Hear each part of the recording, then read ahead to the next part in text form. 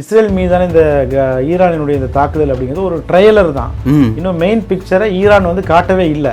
சரிங்களா? நிச்சயமாக ஈரான் அடிப்பாங்க. அப்படி அடிக்கும் போது அவர்களோட சேர்ந்து ஏமன் படைகளும் அடிப்பாங்க. அந்த பிரதமர் பெஞ்சமின் நெத்தன்யாஹூ வந்து கிரீஸ் நாட்டுக்கு தப்பிச்சு போயிட்டாருன்னு சொல்லிட்டு ஒரு செய்தி வந்திருந்தது, கேள்விப்பட முடிஞ்சது. சோ இது வந்து எந்த அளவுக்கு உண்மைன்னு நினைக்கிறீங்க? அவர் பங்கருக்குள்ள இருக்கிறார் அப்படிங்கறதுதான் பெரும்பாலானவர்களோட நம்பிக்கை. ஆனா உண்மை என்ன அப்படின்னா, ஈரான் வைத்திருக்கக்கூடிய சில ஏவுகணைகள் வந்து பங்கர்களையே சிதைத்து விடும்.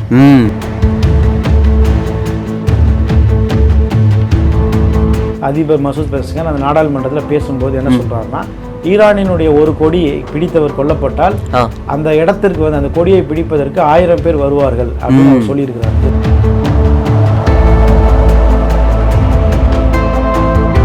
நீண்ட காலத்திற்கு பிறகு ஒரு உண்மையான எதிரியை வந்து இஸ்ரேல் பார்த்திருக்கிறாங்க.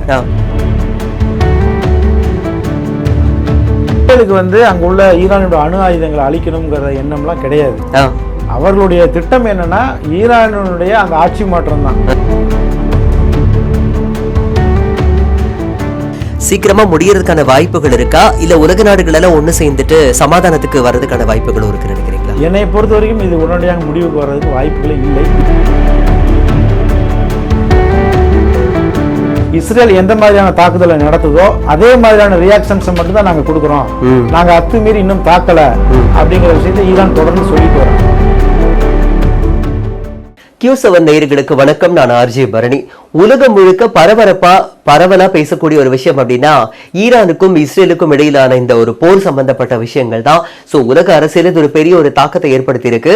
அந்த வகையில இந்த போரினுடைய சமீபத்திய நிலை என்ன, எந்த ஒரு கட்டத்தை நோக்கி இலக்கை நோக்கி இந்த போர் நகர்ந்துட்டு இருக்கு, எவ்வளவு காலகட்டங்கள் இந்த போர் இருக்கும் அப்படிங்கறத பத்தி பலவிதமான விஷயங்களை பத்தி பேசுறதுக்காக ஊடகவியலாளர் முகமது இஸ்மாயில் அவர்கள் கிட்ட நான் பேச போறேன். வணக்கம் சார். வணக்கம் பரணி. உலகமே பரபரப்பா பேசிட்டு இருக்கிற ஒரு விஷயம்னா இஸ்ரேலுக்கும் ஈரானுக்கும் இடையிலான போர். இப்போதைய லேட்டஸ்ட் அப்டேட் என்ன சார்? லேட்டஸ்ட் அப்டேட் வந்து இஸ்ரேல் அடிக்க தொடர்ந்து ஈரான் பதிலடி கொடுத்து கொண்டே வராங்க அப்படிங்கிறது தான் லேட்டஸ்ட் அப்டேட். Okay sir. இந்த 3 நாட்களாக நடந்த இந்த சண்டையில இஸ்ரேல்ல ஒட்டுமொத்தமாக ஒரு 30 பேத்துக்கு மேல உயிரிழந்து வந்திருக்கிறாங்க. அதே போல ஒரு 600 பேத்துக்கு மேல இஸ்ரேல்ல காயம் அடைஞ்சிருக்கிறாங்க. ஓகே. இஸ்ரேலுடைய வரலாற்றுல வந்து 1948 ஒரு பெரிய போர் நடந்தது. அதுக்கப்புறம் 1967 ஒரு போர் நடந்தது. அதுக்கு பிறகு 1971 ஒரு போர் நடந்தது. அதுக்கு பிறகு கடந்த அக்டோபர் 2023 அக்டோபர் 7ஆம் தேதி ஹமாஸ் உடைய தாக்குதல். இதெல்லாம் இஸ்ரேல் வரலாற்றுல ஒரு பெரிய போர்கள், இஸ்ரேல் மிகப்பெரிய அளவில் பாதிப்பை சந்திச்ச சம்பவங்கள். அதற்கு பிறகு இந்த 1.5 ஆண்டுகள்ல இந்த காசா பிரச்சனைக்கு பிறகு இஸ்ரேல் சந்திக்கக்கூடிய மிகப்பெரிய பாதிப்பு அப்படின்னா கடந்த 3 நாட்கள்ல ஈரானிடம் வாங்கிய அடிதான் அப்படின்னு நம்ம தெரிஞ்சுக்க முடியுது. Okay sir. இப்போ ஈரான் மேல நீ கைய வச்ச நீ கெட்ட அப்படிங்கிற மாதிரி பாகிஸ்தான் வந்து பகிரங்கமா இஸ்ரேலுக்கு ஒரு எச்சரிக்கை விடுத்திருக்கு. இதை பத்தி என்ன நினைக்கிறீங்க? பாகிஸ்தான் வந்து நேரடியாக அப்படி எச்சரிக்கை விடுத்ததாக எனக்கு தெரியல. எனக்கு தெரிஞ்சு அப்படி பாகிஸ்தான் நேரடியாக எந்த எச்சரிக்கையும் இஸ்ரேலுக்கு விடுக்கல. பாகிஸ்தானினுடைய அந்த பாதுகாப்புத்துறை அமைச்சர் அவர் தான் என்ன சொல்லியிருக்கிறாருன்னா, பல முஸ்லீம் நாடுகளை தொடர்ந்து இப்போ வந்து ஈரான் தாக்கப்பட்டிருக்கு, அடுத்ததாக எல்லா முஸ்லீம் நாடுகளுமே இதே போல தாக்கப்படும், அதனால வந்து இப்போ வந்து நம்ம உடனடியாக ஈரானுக்கு ஆதரவாக எல்லோரும் வரணும் அப்படிங்கிற மாதிரி அவர் பேசியிருக்கிறார். அதே நேரம் ஈரானினுடைய இஸ்லாமிய புரட்சி பாதுகாவல் படையினுடைய ஒரு மூத்த அதிகாரி அவர் பேசும்போது என்ன சொல்றாருன்னா, இஸ்ரேல் மீது பாகிஸ்தான் அணு ஆயுத தாக்குதலை நடத்தும் அப்படின்னு சொல்லி ஒரு பெரிய கிளைம் வந்து பண்ணியிருக்கிறாரு. ஆனா பாகிஸ்தான் அது சம்பந்தமா அதிகாரப்பூர்வமா எதுவுமே வந்து சொல்லல. அப்ப நாம வந்து இதுவரைக்கும் வந்து இருந்த அப்டேட்ஸ் என்னன்னா, ஈரானுக்காக வேண்டி ஈரானினுடைய ஆதரவு கூட்டாளி நாடுகளான ஏமன் ஹவுதிகள், ஹிஸ்புல்லா, அதே போல ஈராக்கில் இருக்கக்கூடிய ஈரான் ஆதரவு குழுக்கள் இவங்க தான் நேரடியாக களத்துக்கு வருவாங்க அப்படிங்கிறத நம்ம பார்த்துட்டு இருந்தோம். இப்ப இவருடைய இந்த பெரிய கிளைமை நம்ம பார்க்கும்போது, அதுபோல் பாகிஸ்தானுடைய அந்த ரியாக்ஷன்ஸை பார்க்கும்போது பாகிஸ்தான் முன்பு இருந்ததை விட இப்ப கூடுதலாக ஈரானுக்கு, ஏன்னா ஈரானுக்கு பாகிஸ்தானுக்கும் இடையில நிறைய பிரச்சனைகள் இருக்கு, பட் அதெல்லாம் கடந்து பாகிஸ்தான் வந்து ஈரானோட நின்னாங்க அப்படின்னு சொல்லி சொன்னா அது வந்து அமெரிக்காவினுடைய அந்த டிப்ளோமசிக்கு மிகப்பெரிய ஒரு பிரச்சனை தான். இது வரைக்கும் வந்து அமெரிக்க ஆதரவு நாடாகத்தான் பாகிஸ்தான் இருக்கு. ஒரு பக்கம் ரஷ்யா சீனாவினுடைய மிக தீவிரமான ஆதரவான நாடு தான் பாகிஸ்தான். ஆனா இந்த முறை வந்து அவங்க அமெரிக்காவையும் பெருசா எதிர்க்க மாட்டாங்க பாகிஸ்தான். ஆனா இப்ப இஸ்ரேல் இவ்வளவு கடுமையாக அவங்க பேசி இருப்பதை பார்க்கும்போது பெரிய உலக டிப்ளோமசியில பாகிஸ்தான் வந்து அப்படியே ஈரான் பக்கம் சாஞ்சிருக்கிறாங்க நம்ம பார்க்க முடியுது. Okay sir. இப்போ அதே மாதிரி ஈரானுடைய தரப்புல இருந்து என்ன சொல்லியிருக்கிறாங்க அப்படின்னா, நாங்க பழைய காலத்து ஆயுதங்களை தான் இப்போ பயன்படுத்திட்டு இருக்கோம், லேட்டஸ்ட் வெர்ஷனுக்கு நாங்க வந்தோம் அப்படின்னா உங்களோட கதி அதோ கதி தான் அப்படிங்கிற மாதிரி பகிரங்கமா சொல்லியிருக்காங்க. ஸோ ஈரான் கிட்ட அந்த அளவுக்கு பவர் இருக்குன்னு நினைக்கிறீங்களா? நிச்சயமாக ஈரான்கிட்ட வந்து மிகப்பெரிய அளவில் நம்ம அதான் ஃபர்ஸ்ட் வீடியோவில் நம்ம சொன்னோம். ஃபர்ஸ்ட் வீடியோவில் வந்து முழுக்க முழுக்க இஸ்ரேல் தான் ஈரானை தாக்கி இருந்தாங்க. ஆமா சார். அப்போதே நம்ம என்ன சொன்னோம் அப்படின்னா, ஈரான் வந்து அவ்வளவு ஒரு பலவீனமான நாடு கிடையாது, மிக கடுமையான பதிலடி கொடுப்பாங்க அப்படிங்கறத நம்ம தான் முதல்ல பதிவு செஞ்சோம். அந்த நேரத்துல கூட பலருக்கும் என்ன தோன்றியது அப்படின்னா, ஈரானுக்குள்ள புகுந்து இஸ்ரேலுடைய உளவாளிகள் மிகப்பெரிய தாக்குதலை நடத்தி ஈரானினுடைய தலைமை ராணுவ தளபதியிலிருந்து அங்க உள்ள முக்கிய அதிகாரிகள் பலரையும் வந்து கொன்னுட்டாங்க, ஈரான்ல வந்து மிகப்பெரிய தாக்குதலை நடத்திட்டாங்க அப்படின்னு சொல்லி அந்த செய்தியில் வந்தவுடனே எல்லாரும் என்ன நினைச்சாங்கன்னா, இதோட ஈரானின் கதை முடிந்தது அப்படின்னு தான் எல்லாருமே நினைச்சாங்க. நம்ம தான் அந்த முதல் வீடியோல சொன்னோம், ஈரான் வந்து மிக கடுமையான பதிலடி கொடுக்கும், ஈரான் பலவீனமான நாடு அல்ல அப்படின்னு சொல்லியிருந்தோம். அதை வந்து கடந்த 3 நாட்களாக அவங்க நிரூபிச்சுட்டு வராங்க.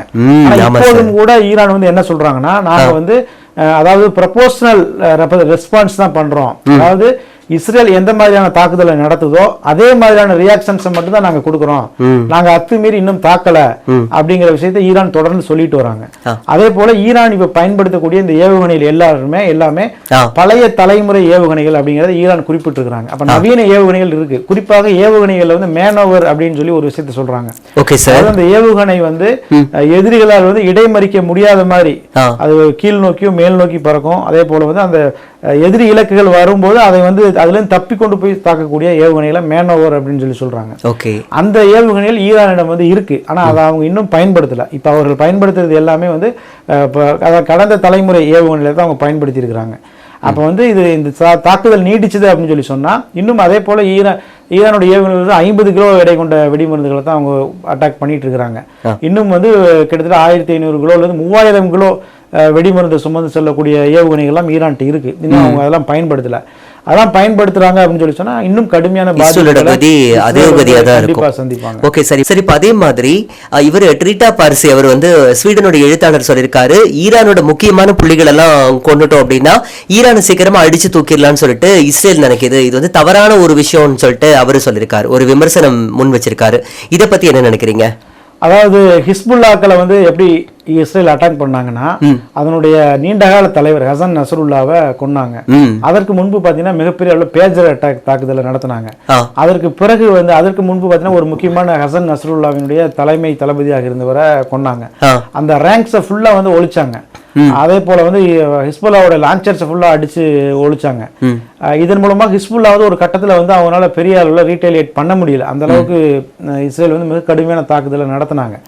அதே பாணியிலான ஒரு தாக்குதலை தான் இப்போது ஈரான் மீது நடத்துவதற்கு அவங்க வந்து வந்திருக்கிறாங்க. பட் ஆனா ஈரானினுடைய அந்த ரெஸ்பான்ஸ் கடந்த 3 நாட்கள் அவங்க கொடுத்த ரெஸ்பான்ஸ் வந்து என்ன காட்டுது அப்படின்னா, ஹிஸ்புல்லாவும் ஈரானும் ஒன்றல்ல அப்படிங்கறத காட்டி இருக்குது. அவங்க வந்து அங்க கிடைத்த லெபனான்ல கிடைச்ச வெற்றி வந்து அவங்களுக்கு இங்க ஈரான்ல கிடைக்கல. ஏன்னா இந்த 3 நாட்கள்ல மிக கடுமையான பதிலடி ஈரான் கொடுக்குறாங்க. அப்ப என்ன அர்த்தம் அப்படின்னா, அவர் என்ன சொல்றாரு, அந்த எழுத்தாளர் சொல்றாருன்னா, ஈரான் உடனடியாக அந்த தலைமைத்துவத்தை வந்து நிரப்பினார்கள், வெற்றிடத்தை வந்து நிரப்பிட்டாங்க, ரொம்ப குயிக்கா நிரப்பிட்டாங்க. அதனாலதான் அவங்களால ரெஸ்பான்ஸ் இப்ப பண்ண முடியுது அப்படிங்கிற விஷயத்தை அவர் சொல்லியிருக்கிறார். Okay sir. இப்ப ஹிஸ்புல்லான்னு சொன்னது இன்னொரு பக்கம் பாத்தீங்கன்னா, ஏமன் ஹவுதிஸ் வந்து ஈரானுக்கு வாழ்த்து சொல்லியிருக்காங்க, நாங்களும் ஆதரவா நிக்கிறோங்கிற மாதிரி ஹவுதிஸ் சைட்ல இருந்து வந்திருக்கு. சோ ஒருவேளை அவங்க ஒன்று சேர்ந்து இஸ்ரேல் அடிக்கிறதுக்கான வாய்ப்பு இருக்குங்களா? நிச்சயமா இப்போ இஸ்ரேல் அடிச்சுட்டு தான் அவங்க இருக்கிறாங்க. என்ன பிரச்சனைனா, ஏமன்ல இருந்து இஸ்ரேல் அட்டாக் பண்ணோம்னா கிட்டத்தட்ட 2000 கிலோமீட்டர் பறந்து சென்று அங்க போய் தாக்குதல் நடத்தணும். இப்ப இங்க என்ன பிரச்சனைனா, ஏமன்ல இருந்து அந்த லான்ச்சர்ஸ்ல இருந்து ஏவுகணை புறப்பட்டுருச்சு அப்படின்னா 10-15-11 நிமிஷத்துல அது இஸ்ரேல் அட்டாக் பண்ணிரும். பட் அதே நேரம் வந்து அங்க லான்ச்சர்ஸ்ல இருந்து அந்த ஏவுகணை கிளம்பின உடனே தகவல் இஸ்ரேலுக்கு போயிருது. ஈரான்ல இருந்து ஒரு ஏவுகணை ஏவப்பட்டதுங்கிற தகவல் 10 நிமிஷத்துக்கு முன்னாடி போயிருது. அந்த அளவுக்கு வந்து அமெரிக்காவும் பிரிட்டனும் வந்து என்ன செய்யறாங்கன்னா, செங்கடல் பகுதியில தங்களுடைய போர்க்கப்பல்களை நிறுத்தி ரேடார் கருவிகள் மூலமாக உடனே கண்டுபிடிச்சு இஸ்ரேலுக்கு சொல்லிடுறாங்க. அதனால வந்து ஏமன்னால வந்து சரியாக ரெஸ்பான்ஸ் பண்ண முடியல, இஸ்ரேலுக்கு சரியான ரெஸ்பான்ஸ் கொடுக்க முடியல. Okay sir. பட் இந்த போர் விரிவடைது அப்படின்னு சொல்லி சொன்னா, நிச்சயமாக ஈரான் வந்து இந்த மத்திய கிழக்குல, குறிப்பாக ஓமன்ல வந்து அமெரிக்காவுடைய தளம் இருக்கு, சவுதி அரேபியா, ஐக்கிய அரபு அமீரகம், கத்தார், பஹ்ரைன், இப்படி பல நாடுகள்ல அமெரிக்காவினுடைய அந்த நிலைகள் இருக்குது. அந்த நிலைகளை நிச்சயமாக ஈரான் அடிப்பாங்க. அப்படி அடிக்கும் போது அவர்களோட சேர்ந்து ஏமன் படைகளும் அடிப்பாங்க. இது வந்து உறுதி. இந்த போர் அடுத்த கட்டத்துக்கு போச்சுன்னா அடுத்த டெவலப்மெண்ட் இதுவா தான் இருக்கும். ஓகே சார், இப்போ ஒரு பக்கம் இஸ்ரேல்ல வந்து இவ்வளவு பெரிய ஒரு போர் நடந்துட்டு இருக்கிறப்போ அதிபர் வந்துட்டு அந்த பிரதமர் பெஞ்சமின் நெத்தன்யாஹூ வந்து கிரீஸ் நாட்டுக்கு தப்பிச்சு போயிட்டாருன்னு சொல்லிட்டு ஒரு செய்தி வந்திருந்தது, கேள்விப்பட முடிஞ்சது. சோ இது வந்து எந்த அளவுக்கு உண்மைன்னு நினைக்கிறீங்க? இது வந்து உண்மைன்னு நம்ம சொல்ல முடியாது, அதனால பொய்ன்னு சொல்ல முடியாது. ஏன்னா இஸ்ரேலை பொறுத்த வரைக்கும் அதை வந்து நம்ம ஒரு நாடாகவே கன்சிடர் பண்ண முடியாது. சரிங்களா? அந்த நாட்டினுடைய அதிபர் வந்து அவர் பிரதமர் என்ன செய்யறாரு அப்படிங்கறத வெளிப்படையாக அந்த மக்களுக்கே தெரியாது. அவர் வந்து இப்ப பங்கருக்குள்ள ஒளிஞ்சிருப்பாரு. அது போல வந்து பங்கர்களை தாக்கக்கூடிய ஏவுகணைகளும் ஈரான் இருக்குன்னு சொல்லியிருக்காங்க. ஈரான் வந்து இப்ப என்ன கேள்வி அப்படின்னா, அவர் பங்கருக்குள்ள இருக்கிறாரு அப்படிங்கறதான் பெரும்பாலானவர்களோட நம்பிக்கை. ஆனா உண்மை என்ன அப்படின்னா, ஈரான் வைத்திருக்கக்கூடிய சில ஏவுகணைகள் வந்து பங்கர்களையே சிதைத்து விடும். சரிங்களா? அதனால வந்து அவர் வந்து வெளிநாட்டுக்கு தப்பியிருப்பதற்கான வாய்ப்புகளும் இருக்கு. அதை நம்ம இல்லைன்னு மறுக்க முடியாது. ஓகே சார், இப்போ ஏற்கனவே சொன்ன மாதிரி பாகிஸ்தான் வந்து ஓரளவுக்கு டைரக்டாவோ இன்டைரக்டாவோ கொஞ்சம் ஆதரவு தெரிவிக்கிற மாதிரி ஈரானுக்கு ஆதரவு கொடுக்கிற மாதிரி பேசியிருக்காங்க. சீனா ரஷ்யா நாடுகளும் நல்ல ஒரு பாசிட்டிவான ஒரு இதுல தான் சொல்லியிருக்காங்க. இப்போ இந்தியாவினுடைய ஆதரவு வந்து ஈரானுக்கா இஸ்ரேலுக்கா? இந்தியாவினுடைய ஆதரவு நியாயமா பார்த்தா ஈரானுக்கு தான் இருக்கணும். ஏன்னா ஈரான் மூலமாகத்தான் இந்தியா பல நன்மைகளை தொடர்ந்து பெற்று வந்தது. குறிப்பாக சொல்லப்போனா நம்ம நேற்று அந்த தகவலை சொல்லியிருந்தோம். ஆமா சார். அதாவது கச்சா எண்ணெய் விற்பனையில வந்து இந்தியாவுக்கு பல சாதகங்களை செய்த நாடு ஈரான். ஆமா, சரிங்களா? அது ஒன்று. அடுத்ததாக இன்றைக்கு வந்து இஸ்லாமிய நாடுகளை குறிவைத்தான் இஸ்ரேல் தொடர்ந்து தாக்குதல்கள் நடத்திட்டு இருக்குது. இஸ்ரேலும் அமெரிக்காவும். ஃபர்ஸ்ட் பாத்தீங்கன்னா ஆப்கானிஸ்தான், அதுக்கு பிறகு ஈராக், அதுக்கு பிறகு சிரியா, இப்போ தொடர்ந்து தாக்குதலை நடத்தி கொண்டிருக்கு. அப்ப இந்த சூழல்ல இந்தியா வந்து யார் பக்கம் நிக்கணும் அப்படின்னா, நிச்சயமாக அமெரிக்காவின் பக்கம் நிக்க கூடாது. ஏன்னா இந்தியர்கள் பெரும் கோடிக்கணக்கானவர்கள் எங்க வேலை செய்யறாங்க? அரபு நாடுகளில் வேலை செய்யறாங்க. ஆமா சார், உண்மைதான். நம்ம வந்து பெட்ரோல் வந்து எங்க வாங்குறோம்? அரபு நாடுகளில் தான் வாங்குறோம், வளைகுடா நாடுகளில் தான் வாங்குறோம். அவ்வளவு தொடர்பு இருந்தும் கூட வெறும் 1 கோடி மக்கள் மட்டுமே இருக்கக்கூடிய இஸ்ரேல் 50 ஆண்டுகளுக்கு முன்பு உருவாக்கப்பட்ட அந்த இஸ்ரேலின் பக்கம் நிக்க வேண்டிய தேவை வந்து இந்தியாவுக்கு என்ன இருக்கு? எந்த தேவையுமே இல்ல. ஆமா சார். அப்ப இங்க இருக்கக்கூடிய இந்த பாரதிய ஜனதா தலைமையிலான மோடி தலைமையிலான இந்த ஆட்சி இருக்குல்ல, இவங்க இங்க உள்ள இஸ்லாமியர்கள் மீதான அந்த வெறுப்பை காட்டுவதற்காக இஸ்ரேலை ஆதரிக்கக்கூடிய அந்த போக்கை வந்து நம்ம பார்க்க முடியும். கிட்டத்தட்ட அநியாயத்துக்கு தொண போற மாதிரி தான் ஃபீல் ஆகுது சார். என்ன சந்தேகம் இருக்கு சார்? இப்போ இன்னொரு கேள்வி, இஸ்ரேலிய மக்களே வந்து சொன்னதா ஒரு வலைத்தளத்தில் ஒரு செய்தி பார்த்தேன். என்ன அப்படின்னா, நாங்க உலகத்தோட இறுதி நாளுக்கு நாங்க பார்க்க போறோமோங்கிற ஒரு பயம் எங்களுக்கு இருக்கு அப்படிங்கிற மாதிரி சொன்னதா ஒரு செய்தி பார்த்தேன். ஸோ இது எந்த அளவுக்கு உண்மை? அப்ப ஈரானுடைய தாக்குதல் வந்து அந்த அளவுக்கு இருக்குங்களா? கண்டிப்பா. அதை நான் ஏற்கனவே சொன்னது மாதிரி நீண்ட காலத்திற்கு பிறகு ஒரு உண்மையான எதிரியை வந்து இஸ்ரேல் பார்த்துருக்குறாங்க. இதற்கு முன்பு பார்த்தீங்கன்னு சொன்னா எகிப்து, அதே போல ஜோர்டான், சிரியா நாடுகள் வந்து இஸ்ரேலுக்கு ஒரு பெரிய நெருக்கடியாக இருந்தாங்க. பட் அந்த நெருக்கடியெல்லாம் அவங்க சமாளிச்சிட்டாங்க. இன்னைக்கு வந்து ஈரானுடைய இந்த அட்டாக் அப்படிங்கிறது வந்து பாதி கூட நமக்கு இன்னும் முழுசா தெரிய வரல. காரணம் என்ன? மிக கடுமையான மீடியா சென்சார் இஸ்ரேல் இருக்கு. அதாவது எந்த செய்தியை வெளியிடணும், எந்த செய்தி வெளியிடக்கூடாதுங்கிற கடுமையான மீடியா சென்சார் இருக்குது. அதே போல பொதுமக்களுமே அவர்கள் பார்க்கக்கூடிய எல்லா விஷயத்தையும் ஊடகங்களுக்கு தெரிவிக்க கூடாது, குறிப்பாக போட்டோ எடுத்து வெளியிடக்கூடாது, வீடியோக்கள் வெளியிடக்கூடாது, கடுமையான நெருக்கடியை இஸ்ரேல் அரசாங்கம் பொதுமக்களுக்கும் கொடுக்குறாங்க. Okay sir. இப்ப நமக்கு வந்த இந்த பொதுமக்களுடைய இந்த பேட்டிகள்லாம் கொஞ்சம் தான். சில பேர் என்ன சொல்றாங்கன்னா, தாக்குதல் நடைபெற்ற அந்த சத்தம் வந்து எங்களுக்கு கேட்குது, அந்த இடத்துக்கு போகும்போது எங்களை விட மாட்டேங்கிறாங்க, என்ன பார்ப்பதற்கு விட மாட்டேங்கிறாங்க அப்படின்னு சொல்றாங்க. அப்ப நமக்கு இந்த ஊடகங்கள் மூலமாக தெரிய வந்ததெல்லாம் சும்மா அனுமதிக்கப்பட்ட தகவல் தான். அமெரிக்காவினுடைய எம்பசி பக்கத்துல ஒரு தாக்குதல் நடந்துருச்சு, லேசான காயம் அப்படிங்கிற செய்தி வந்து இஸ்ரேல் அரசாங்கத்தின் அனுமதியோட நமக்கு வருது. அனுமதி இல்லாம அங்க எவ்வளவு விஷயங்கள் நடந்ததுங்கிறது நமக்கு தெரியல. தெரிஞ்சு இவ்வளவு தெரியாம எவ்வளவு விஷயங்கள் இருக்கு. அப்ப அதெல்லாம் உண்மைதான். அந்த மக்களுடைய கதறல்கள்லாம் உண்மையான விஷயங்கள் தான். Okay sir. இப்ப ஈரானுடைய அதிபர் மசூத் பெசஸ்கியான் வந்து சொல்லியிருக்காரு, ஈரான் கொடியை பிடிச்ச ஒருத்தர் கொல்லப்பட்டுட்டாங்க அப்படின்னா இஸ்ரேலுடைய கதி அதோ கதிதான் சொல்லிட்டு பகிரங்கமா எச்சரிக்கை விடுத்திருக்காரு. சோ அந்த அளவுக்கு வந்து அவர் ஒரு முனைப்பு காமிச்சிருக்காரு. சோ இதை பத்தி என்ன நினைக்கிறீங்க? இஸ்ரேல் மேல அவ்வளவு காட்டமா ஈரானுக்கு? அதாவது ஈரானினுடைய முன்னணி ராணுவ தளபதிகள் எல்லாருமே வரிசையாக கொல்லப்பட்டாங்க. குறிப்பிட்டு அந்த ஈரானினுடைய அதிபர் மசூத் பெசஸ்கியான் அந்த நாடாளுமன்றத்தில் பேசும்போது என்ன சொல்றாருன்னா, ஈரானினுடைய ஒரு கொடியை பிடித்தவர் கொல்லப்பட்டால் அந்த இடத்திற்கு வந்து அந்த கொடியை பிடிப்பதற்கு 1000 பேர் வருவார்கள் அப்படின்னு அவர் சொல்லியிருக்கிறார். என்னுடைய அர்த்தம் என்னன்னா, நீங்கள் எத்தனை தளபதிகளை கொன்னாலும் அடுத்தடுத்து எங்களால் ரீப்ளேஸ் பண்ண முடியும், அந்த இடத்தை நிரப்ப முடியும், இந்த மாதிரியான படுகொலைகள் மூலமாக நாங்கள் வந்து ஒருபோதும் சரண்டர் ஆக மாட்டோம் அப்படிங்கிற விஷயத்தை அவர் வந்து சொல்லியிருக்கிறார். இந்த தாக்குதலுக்கு வந்து மிக முக்கியமான காரணம் என்ன அப்படின்னா, இஸ்ரேல் வந்து ஈரானை தாக்குவதற்கு முக்கியமான காரணம் அங்கே வந்து ஒரு ரிஜிம் சேஞ்ச் தான்.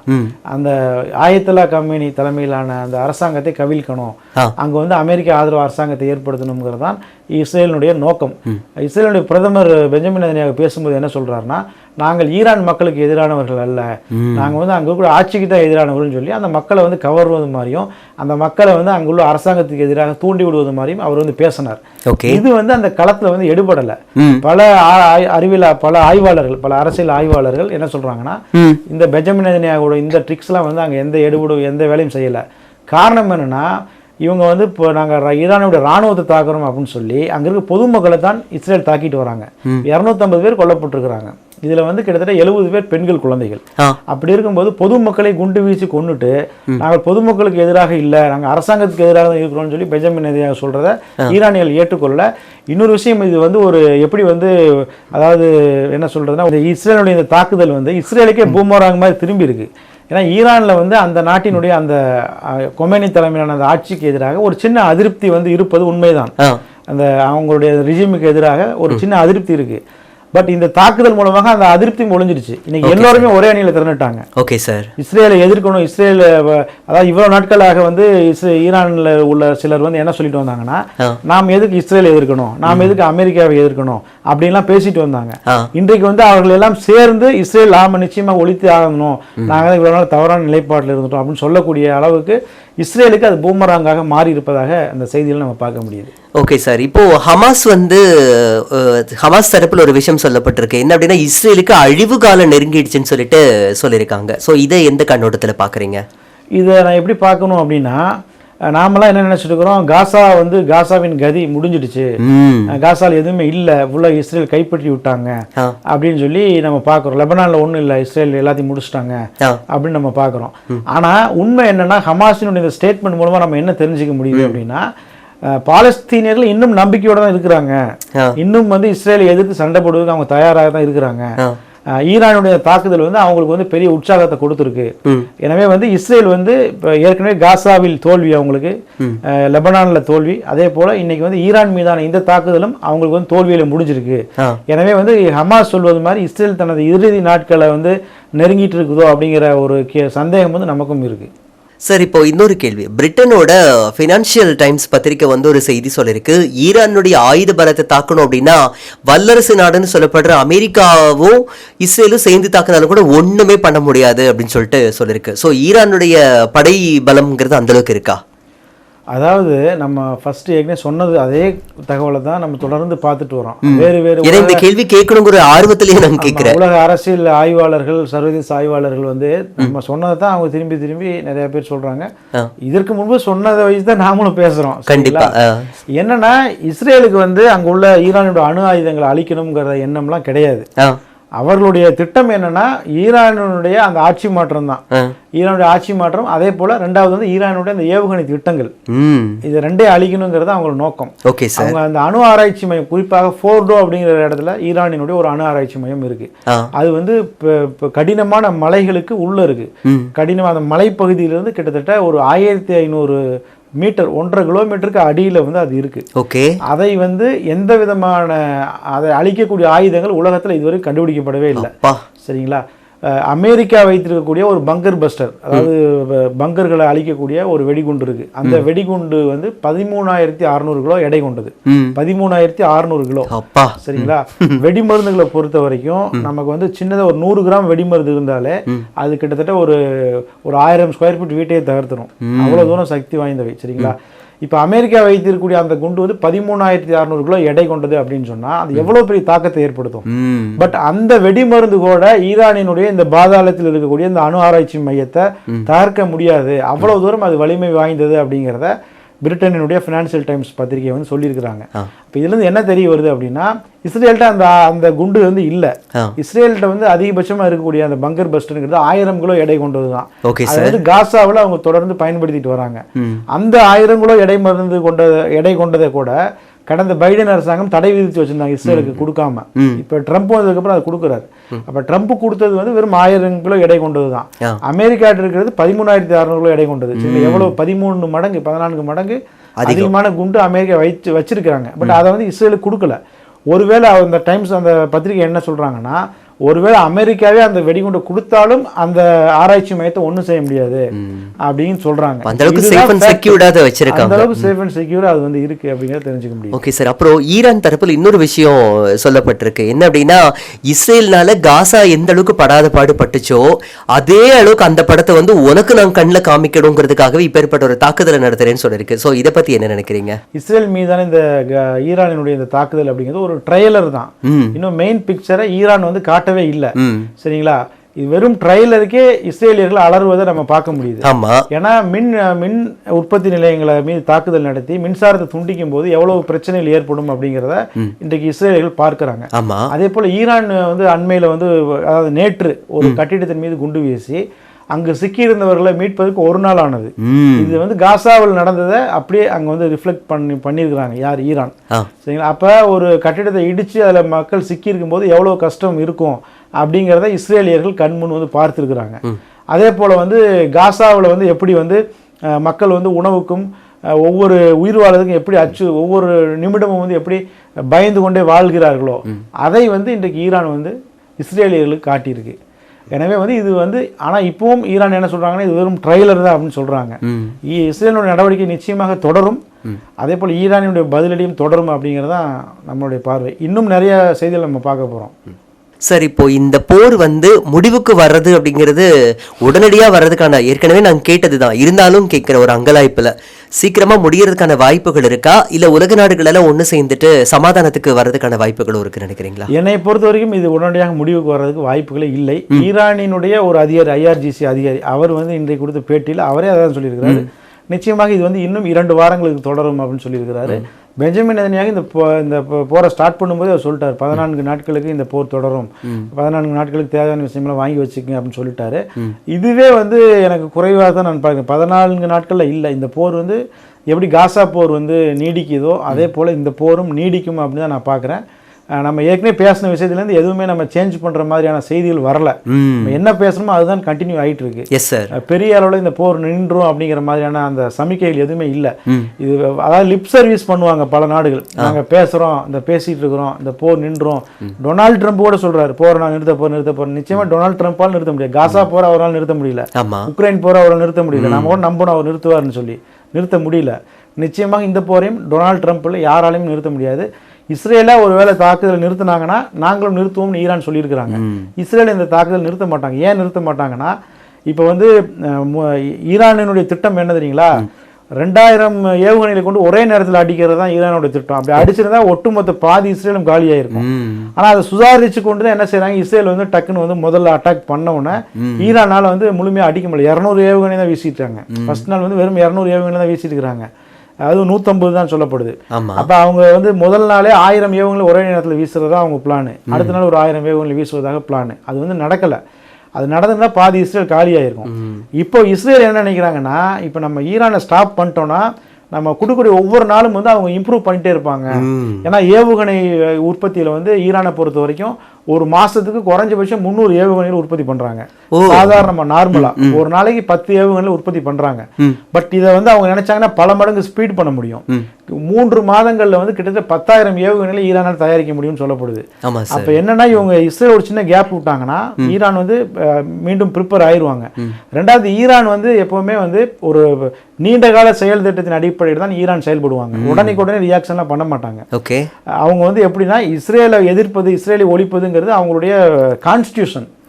அதனால அவங்க வந்து இப்போ இந்த போரை நின்னாலும் கூட இன்னும் 10 வருஷமோ 5 வருஷமோ கழிச்சு இதோட பலமான அடி வந்து அவங்க கொடுப்பாங்க. இதுதான் ஈரானுடைய வரலாற்றில் நம்ம தொடர்ந்து பார்க்குறோம். ஸோ வச்சு செய்யறதுங்கிறது ஈரானுடைய ஒரு பழக்கமா இருந்துட்டு இருக்கு. ஸோ இன்னைக்குல என்னைக்காவது ஒரு நாளைக்கு நினைச்ச காரியத்தை முடிச்சிடணுங்கிறது தான் அவங்களுடைய நோக்கம். கண்டிப்பாக. நேர்களே, இவ்வளவு நேரமா ஈரானுக்கும் இஸ்ரேலுக்கும் இடையிலான போர் சம்பந்தப்பட்ட பலதரப்பட்ட விஷயங்களை பத்தி ஊடகவியலாளர் முகமது இஸ்மாயில் அவர்கள் ரொம்ப யதார்த்த நடையில பதில கொடுத்திருந்தாரு. ரொம்ப தெளிவான முறையிலும் இருந்தது. சோ அவருக்கும் இதை பார்த்துட்டு இருக்கிற நேயர்கள் உங்களுக்கும் நன்றிகளையும் வணக்கங்களையும் சொல்லிக்கொண்டு விடைபெறுவது RJ பரணி. மறுபடியும் வேற ஒரு தொகுப்புல சந்திக்கலாம். வணக்கம் நண்பர்களே.